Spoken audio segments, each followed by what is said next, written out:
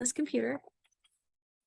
Good evening, everyone, and welcome to Back to School Night for third grade.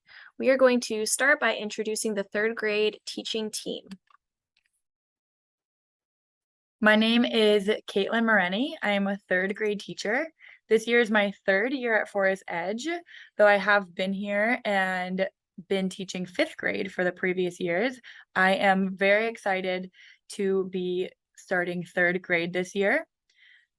I love being outdoors, staying active, trying new restaurants, and spending time with family and friends. I am Sierra Ross. I'm the third grade AAP teacher. This is my fourth year at FCPS, my sixth year as a classroom teacher, and my 11th year working in schools. In Forest Edge, I've previously taught second grade and kindergarten. I have a Bachelor of Arts in Psychology from George Mason and a Master of Arts in Gaelic Literature from University College Cork in Ireland.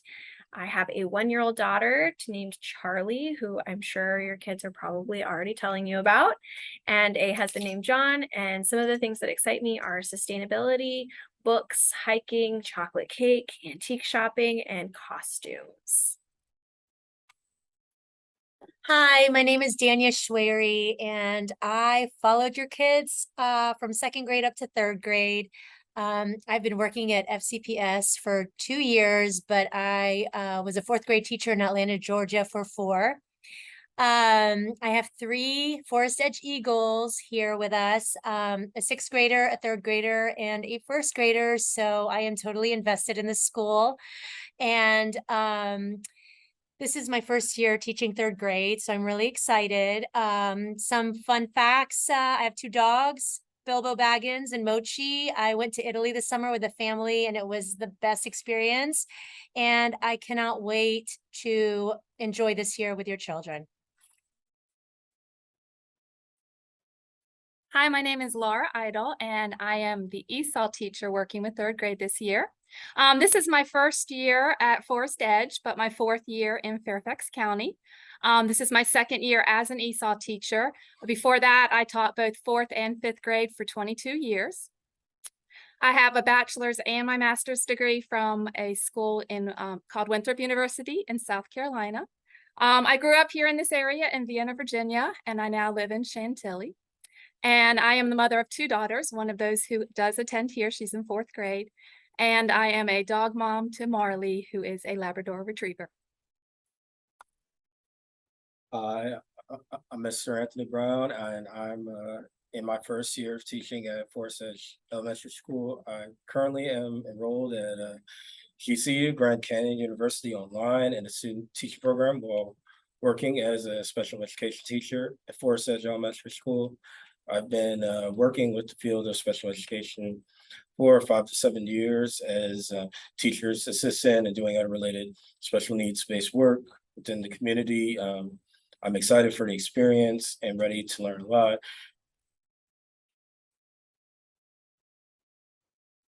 Our theme for the year is We Got Game. Our daily schedule, we arrive at 8:35. We start morning meeting at 8:50.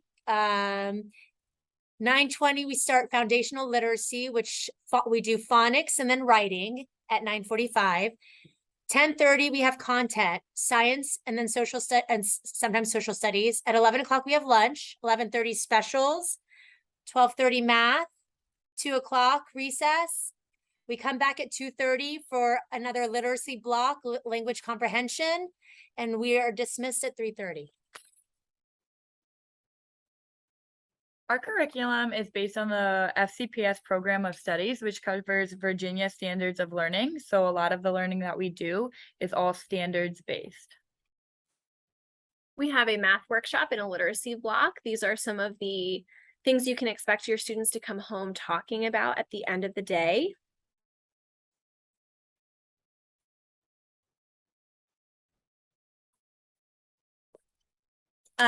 In content, we do science and social studies. We go back and forth. Some highlights are we're doing ladybugs this year and habitats and the water cycle. For social studies, we're doing ancient civilizations, my favorite, Egypt, China, Greece, and Rome. So just look over this and you can see what we're studying.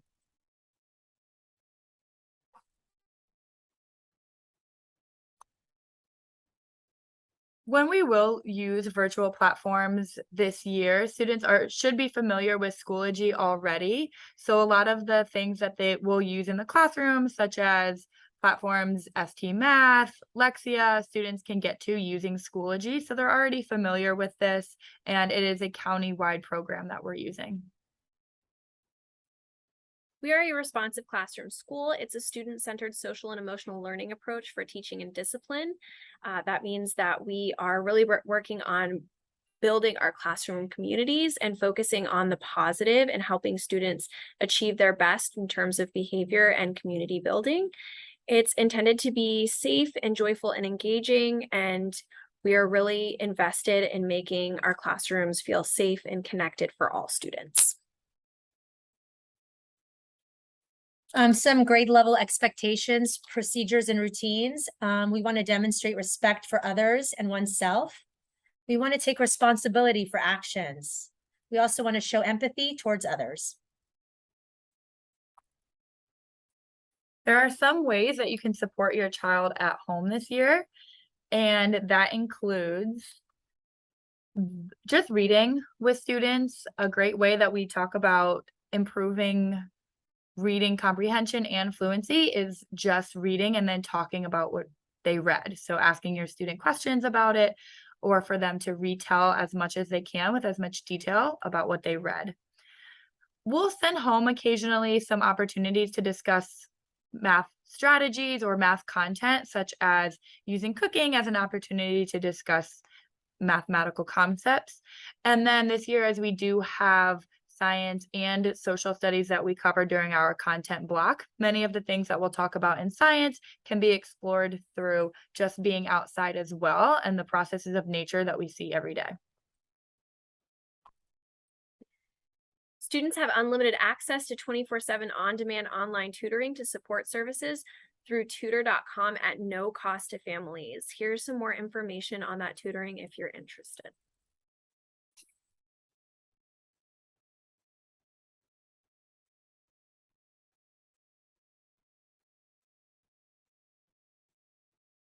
Absences are an important factor in determining student success in schools.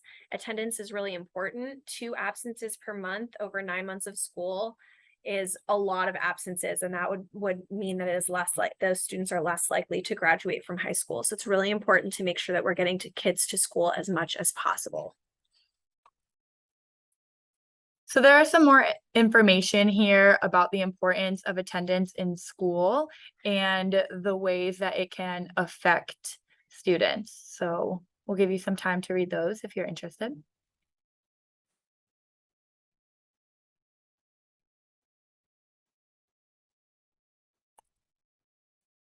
Some things you can do to support getting kids to school every day and on time are as follows. Some highlights are setting a bedtime and morning routine, developing backup plans to get to school if something comes up, and keeping your kids home due to illness and quarantine, but asking the teacher for resources and ideas to continue the learning at home.